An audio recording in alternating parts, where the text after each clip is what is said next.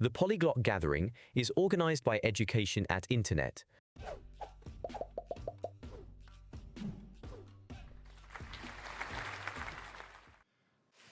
Hello, everyone. Yeah, and welcome to my presentation about my master thesis, which is about language competence and coping with new cultural environments of polyglots. So it's really nice subject for the Polyglot Gathering, and that's why I wanted to introduce you my master's thesis. So I graduated last year in March. So, and I defended my thesis, and so this is like, these are more or less the slides from the defense of my thesis. So, for those of you who don't know me, I come from Bulgaria, live in Germany, in Regensburg, and I'm a hyper polyglot and speak 14 languages. And I'm still studying language number 14 and 15, and I've graduated many things, music and like organ and international relations and cross-cultural management. So cross-cultural management was my master's degree, and it's been always my dream to write a thesis about polyglots. So, and now I managed it, and I wanted to introduce you my thesis. So, so let's come to the agenda. So first, I'm going to introduce my thesis, and then talk about the reasons, like why I choose this subject, and then I will talk about the theoretical background of my thesis, namely the concept of sociocultural adaptation, and then about my methodology and results, like the most important of them. Then I will come to a discussion, and then the conclusion, and then last but not least, the challenges of the research, so of my research. Yeah. Yeah. So, yeah, so you are here all polyglots, or we're here all polyglots, and maybe know that language learning has been a subject, like an interesting subject also in history. Polyglots have been, it's been written much about polyglots, and like, of course, these are individuals who master many languages. So, for example, famous polyglots throughout history were Giuseppe Mezzofanti, who was a priest, an Italian priest, or another one who is here is like present on my my slides, is Emil Krebs. So so Emil Krebs was a German polyglot. It's supposed that he spoke more than 33 languages. Wow. And had a very good pronunciation. So yeah. Yeah, so polyglots, like my definition as polyglot is a person who has a passion and for languages and like speaks many languages. And now I would like to emphasize a nuance, like a little nuance, a little difference between multilingual and a polyglot. Because in many, like in much research, these two terms were like synonyms, are treated as synonyms, but sometimes there is a nuance. Because multilingual is a person who like has a family from different, like the family members are from different countries. Like, for example, in my case, my mother is Russian, my father is Bulgarian, so I'm bilingual. And so multilingual people learn language like in their family, like in family background. There always has to be a background, like or yeah, something to do with the family. Whereas a polyglot doesn't necessarily need to be multilingual. The polyglot has only a passion for languages and like interest and passion, and only like studies languages for fun or for the profession and so on. But in my thesis, I treated multilinguals and polyglots like synonyms, and I used polyglots as a main term of my thesis. But in the introduction, I mentioned this difference so that it's clear that both the like synonyms and both this and this difference exists. So yeah. So I'm both multilingual and a polyglot if we observe the the difference. So yeah.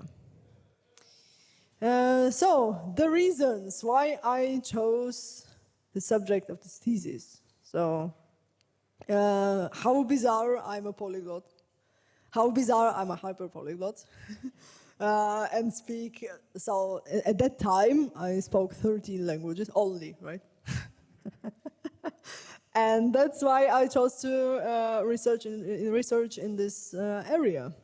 And the other reason is because there is little research about polyglossia, and of course also about the relationship between culture and polyglots.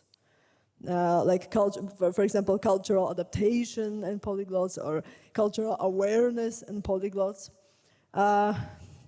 There's really few articles about it. I like the literature about polyglots I've read. I didn't find like I found really little. For example, there is I read only in one PhD of our polyglot colleague from South Tyrol, Claudia Pellegrini. Maybe you know her, Claudia Pellegrini. So there, I think in her results, she mentioned only in one paragraph that language knowledge could be useful for the cultural adaptation of polyglots, but it was like she was only supposing it. She didn't research about it, so that's why it was a like a good occasion to start researching in this area. Yeah. So a really important thing for every thesis and like every written paper, every paper or thesis, like article, so on, like research. Of course, there are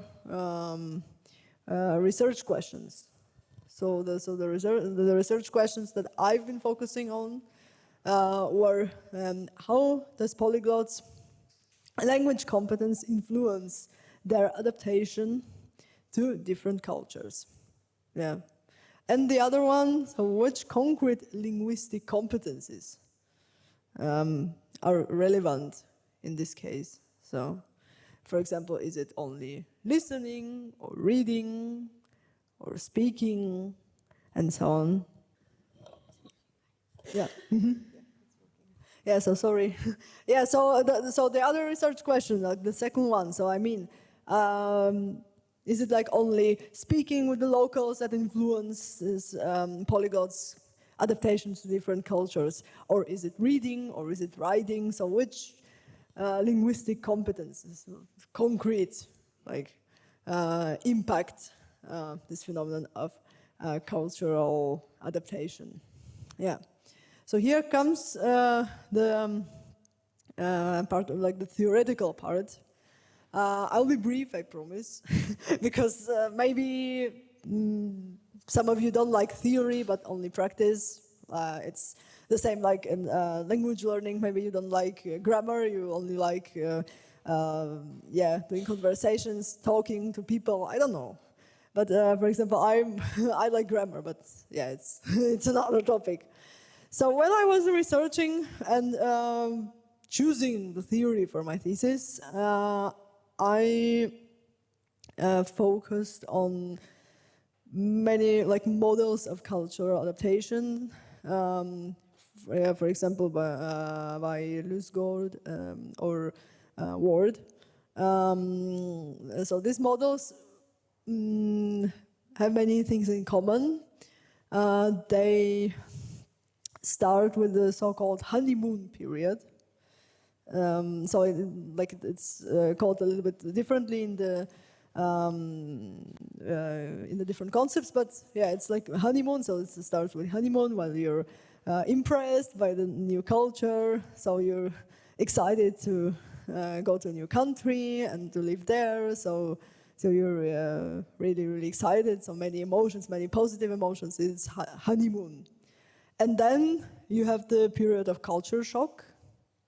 And this period is when you feel like lonely maybe or depressed, when you notice that you cannot adapt that fast to the other culture, and that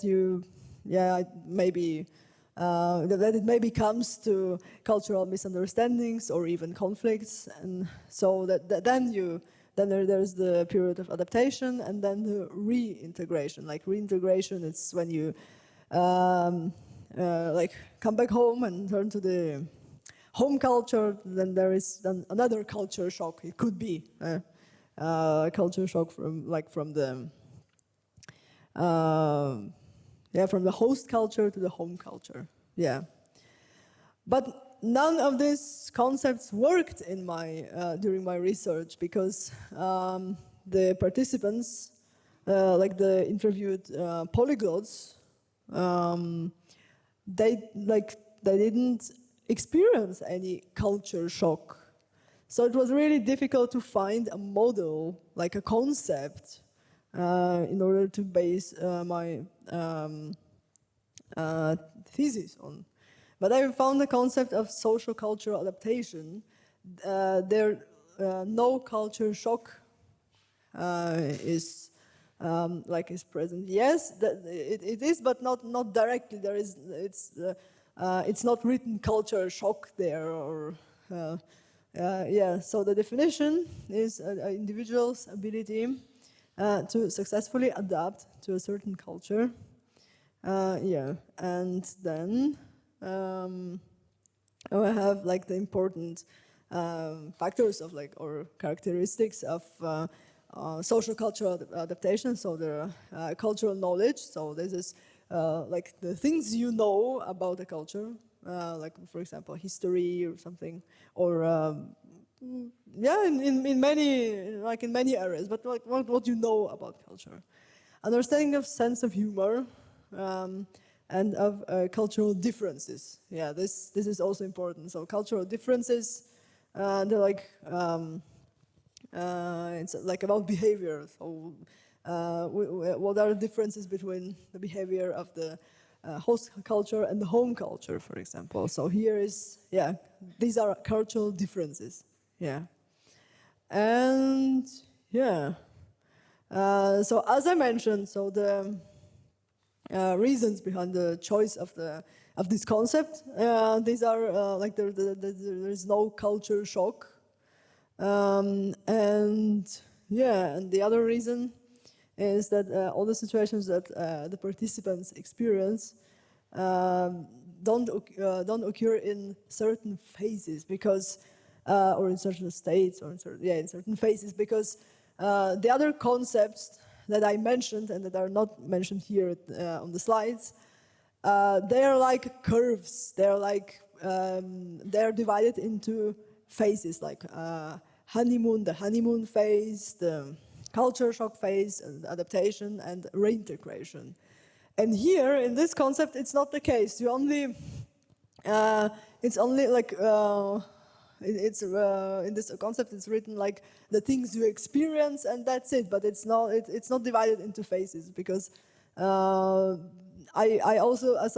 couldn't divide the participants' experiences into phases either. So I think this was the perfect concept of social cultural adaptation. Yeah. Yeah. So data collection. Here comes the methodology of my for my thesis. So yeah. I don't know if you've ever heard about this event. It's called Polyglot Gathering Online. Maybe no one knows. And at this event, so in this event in 2023, I started collect like the initial ideas for the for my data collection. I got in touch with many polyglots. I started talking to them on Zoom or on WhatsApp or on email, and without mentioning my thesis, I was only conversing with them about their experience in different cultures, how it was, and so on. And of course, we spoke many languages. Yeah, and then after these conversations, I initially chose 10 polyglots. And so I asked about, concretely, right, about my participation in my thesis.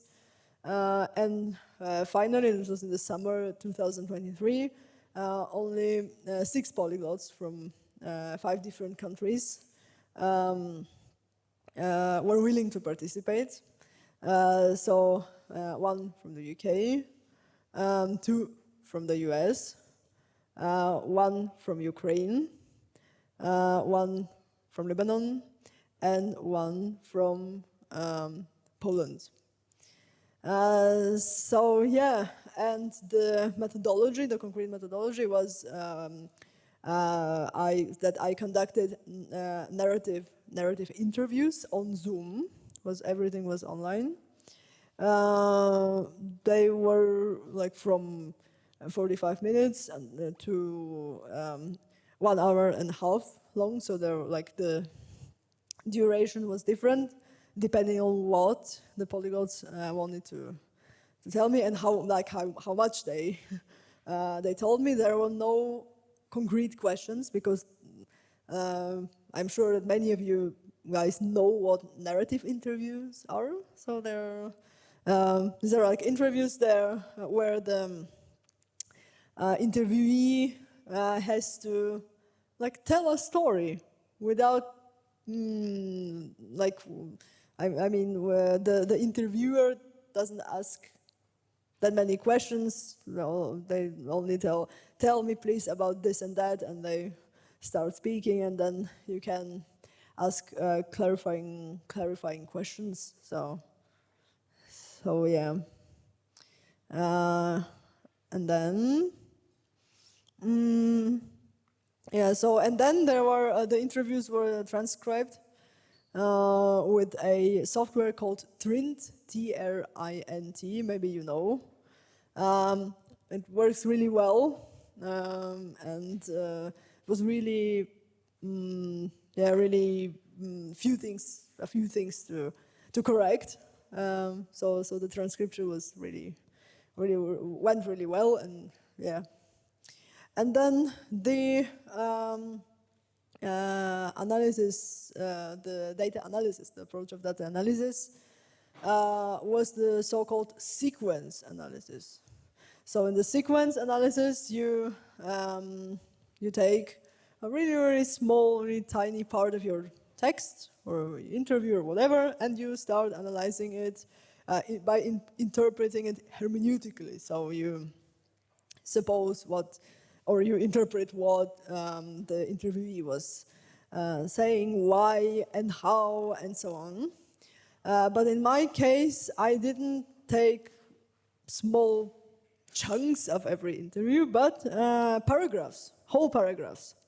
It was a little bit of the free improvisation of the sequence analysis. It was a little bit get a little bit out of the box, out of the rules, because the interviews were really, really long, and I took some used certain extracts from for the analysis, but I also needed to interpret all the interviews, the whole interviews, and to put them into the appendix. So it was really much work, and I decided, like my supervisors and I decided to do it like this, to interpret whole paragraphs. And of course, the participants were anonymized, and names that are popular in the respective countries were used. For example, Bill in the US, John in the UK, about the polyglot in the UK, then Oksana for the Ukrainian polyglot, and so on and so forth. Yeah. So here in the slides, I also mentioned what are sequences, but like in my cases, in my case, sequences were paragraphs and not phrases or parts of the phrases. Yeah. Yeah. So here, let's talk a little bit about the results. Yeah. So so the most important ones, right? So it was shown after the analysis of all the interviews, it was shown that the polyglots' language competence positively impacted their awareness of, understanding of, and adjustment to and functioning in different cultures. So the essential factors for better functioning in this new or different cultural situations have been several factors. For example, so for example, in situations related to communication and behavioral norms. So there are also some groups of situations were shown here. So the first group of the situations is communication and behavioral norms, and for this group of situations, understanding of the context of some linguistic phenomena, profound knowledge of vocabulary, and interaction with locals in the target language were important. So for this kind of the situations, yeah. So let me, and so the latter factor, so the speaking with locals, right, were also important for obtaining cultural knowledge and understanding of new linguistic situations. So there were two other categories of situations. So one is about cultural knowledge, obtaining cultural knowledge, so facts about different cultures, and new linguistic situations. So new linguistic situations, these are like when polyglots, by, for example, speaking with locals or being in another culture, got to know something new about the language. It could be idiomatic expressions and or words and so on. So other factors for that when the polyglots could better cope in new linguistic situations. So here, this new linguistic phenomenon comes. So this is understanding of the context of some linguistic phenomena. Profound knowledge of vocabulary and profound knowledge of vocabulary. Yeah. And so it means that the more vocabulary you know, the better you understand about linguistics, right? For example, yeah. And the understanding of linguistic phenomena. So here is an important part of communications and behavior, like understanding of communications and behavioral norms. So for better awareness and functioning in a certain culture. Here I have a quote from the interview with the U.S. polyglot Bill, called Bill, and I'm gonna read you this quote. Many of you guys maybe know this situation or have experienced it, so let's give it a try. And on the other hand, Japanese culture, you have to be an active listener when you speak Japanese. So I know you're learning Japanese, and you'll notice within Japanese communication customs that you're an active listener in this sense, that you're saying, hi, hi, hi. And so that's also quite confusing because some foreigners who, let's say, are doing a business negotiation and they hear the other person saying hi, they think they're saying yes, yes, but they're not saying yes, they're saying I hear you. Yeah. So maybe some of you or many of you know this situation. So yeah, so of course this is a situation like very typical for Japan, and where language and cultural awareness are really related to each other.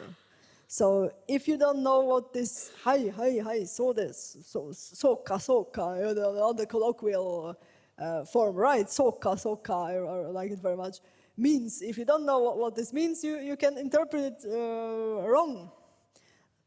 So they're not, for example, in this case, you're like the other participant of the conversations doesn't say sansei desu or wakarimashita or something. No, they only say yes, I hear you. It's not I agree or something. So here we can see how language competence really helped Bill to understand, yeah, they say yes, yes, I hear you, and not yes, yes, I agree. Yeah. So here we have some discussion questions.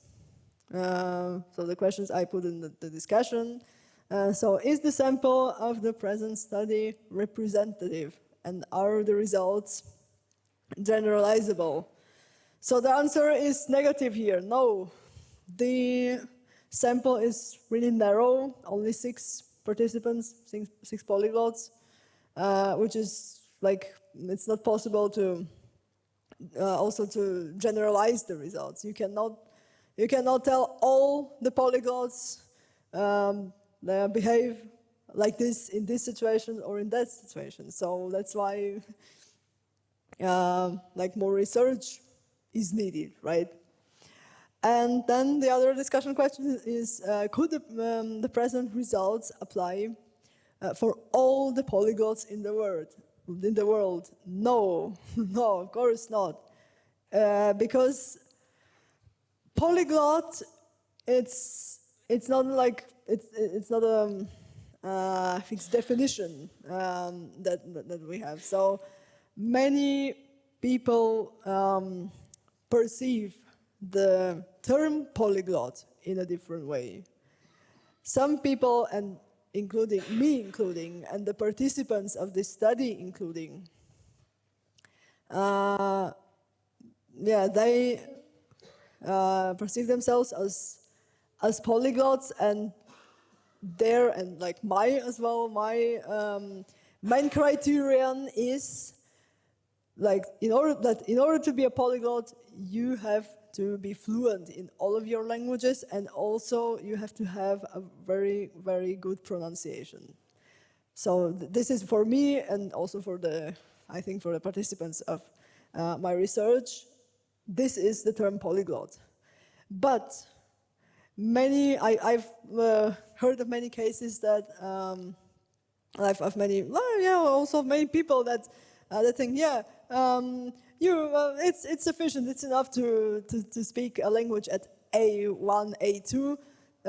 So many languages at this level. I don't care about pronunciation, but I'm still a polyglot. It's nice. I can order a beer here in Brno, or I can I don't know, buy something in the supermarket in the Czech Republic.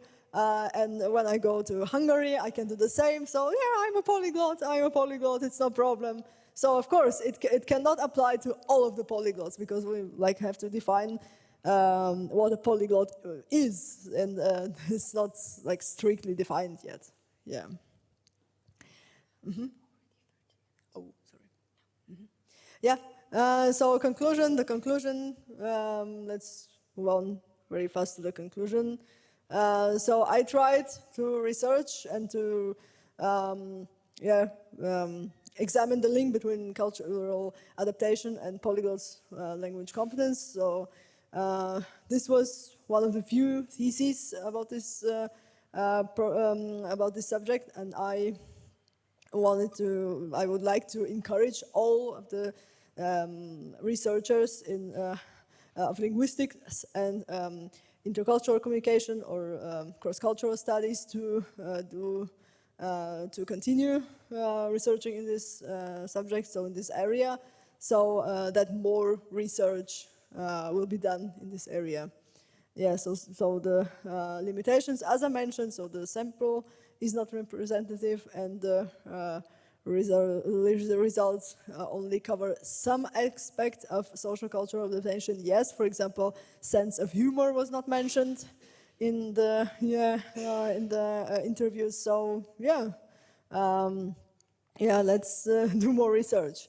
And my last thing here are, of course, the challenges of this thesis. It was the analysis. The big challenge was finding the right analysis approach.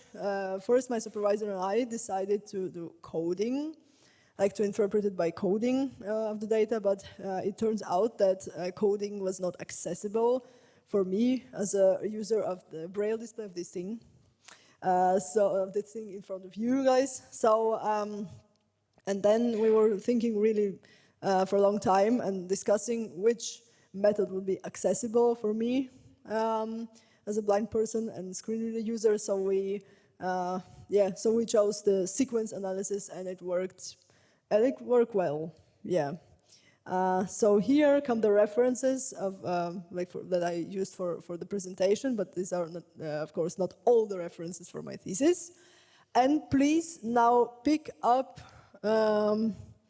your phones and make a photo of my email address, please, if you have interest. So I can, so please write me an email, and I will send you my whole thesis. So yeah, so please make a picture of my email, and I would be glad for your questions, but not in Slido. I like communicating with people and not with apps or smartphones. So thank you very much.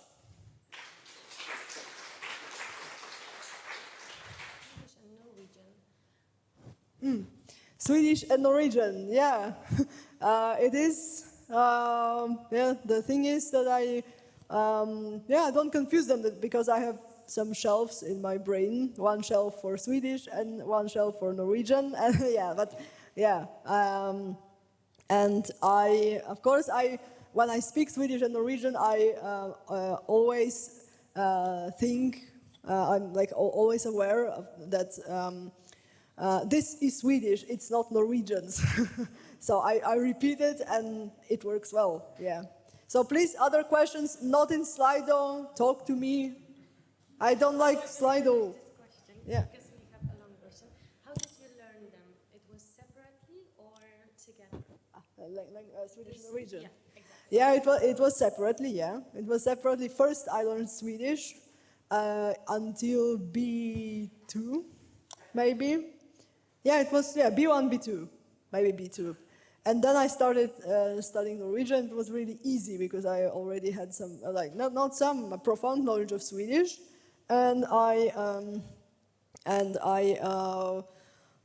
learned the grammar in a month, and then until B1, I learned in 1 month, and then until B2, I maybe learned a book. I learned with a book for B1, before B2 for 2 or 3 months, so I started reading books in Norwegian, communicating with people, and my first book was Per Gynt by Ibsen. So it's not the easiest one, but I liked it very much, and it was always a dream to read Henrik Ibsen in the original, so I made it. Yeah.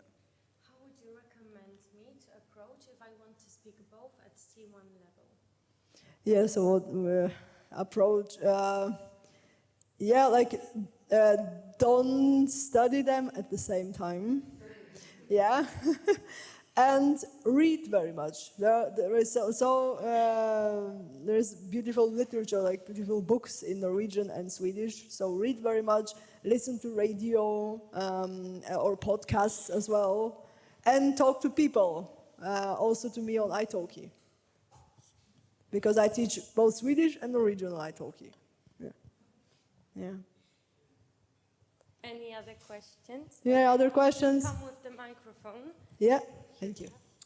I'm curious why you did not try to have a larger sample for your sources. You interviewed only 6 polyglots. How did you decide not to interview more than that? Not to be more than that. Yeah. So we were discussing it with my supervisor.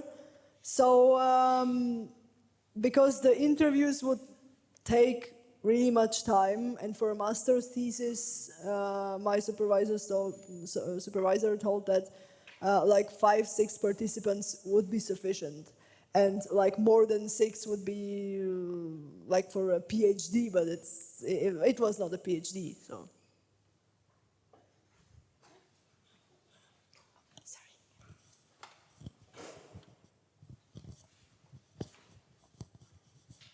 Does your work consider only first immigration for the cultural shock or subsequent immigrations?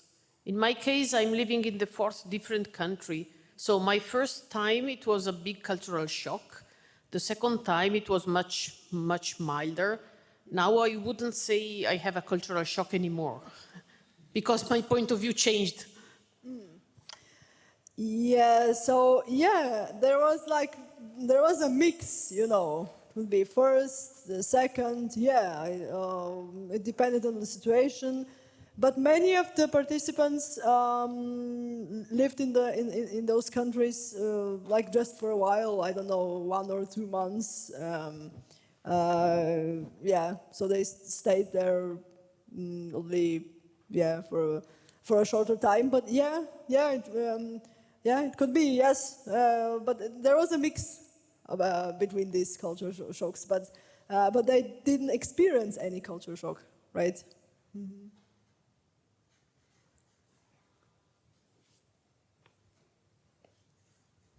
Any other questions? So I think we have finished our presentation. Thank you very much, Olga. Thank you very much.